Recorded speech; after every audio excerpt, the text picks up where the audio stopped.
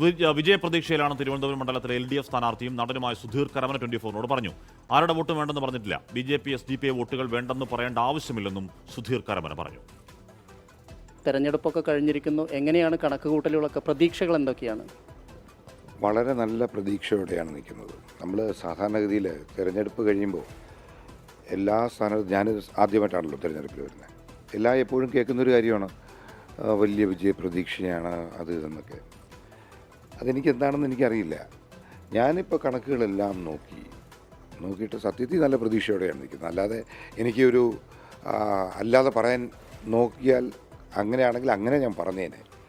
ഒരു കപടമായി പറയാൻ എനിക്കറിയില്ല ഈ വിധ കാര്യങ്ങൾ. ഞാൻ മത്സരിക്കാൻ പോയ സ്ഥലം തിരുവനന്തപുരം സെൻട്രലാണ്.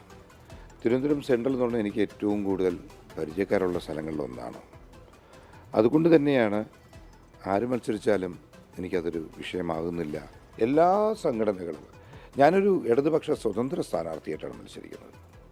അതിനാൽ തന്നെ എനിക്ക് വോട്ട് തരുന്നവരെ ഞാൻ രണ്ട് കൈയും നീട്ടി സ്വീകരിക്കും എന്നുള്ളതാണ് എൻ്റെ ഒരു രീതി. അല്ലാതെ എനിക്ക് മറ്റവരുടെ വോട്ട് ഇവരുടെ വോട്ടൊന്നൊന്നുമല്ല.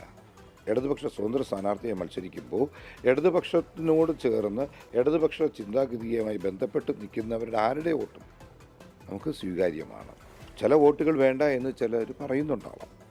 ഞാൻ ആരുടെയും വേണ്ട എന്ന് പറയുകയല്ല ചെയ്യുന്നത്. എന്തായാലും വലിയ പ്രതീക്ഷയിൽ തന്നെയാണ് സുധീർ കരമന. വിജയം തിരുവനന്തപുരം സെൻട്രൽ തനിക്ക് തന്നെയാണ് എന്ന് അദ്ദേഹം പറയുന്നുണ്ട്. എന്തായാലും നമുക്കിനി മെയ് 4 വരെ കാത്തിരിക്കേണ്ടി വരും. എന്തായാലും ആ ഒരു സമയം ഏകദേശം കണക്കുകൂട്ടലുകളുടെയും സാധ്യതകളുടെയും പ്രതീക്ഷകളുടെയുമാണ് സ്ഥാനാർത്ഥികളെയും അതുപോലെ തന്നെ മുന്നണികളെയും സംബന്ധിച്ച്. ക്യാമറാമാൻ ജിനുവിനൊപ്പം എസ് വിനേഷ് കുമാർ, 24 തിരുവനന്തപുരം.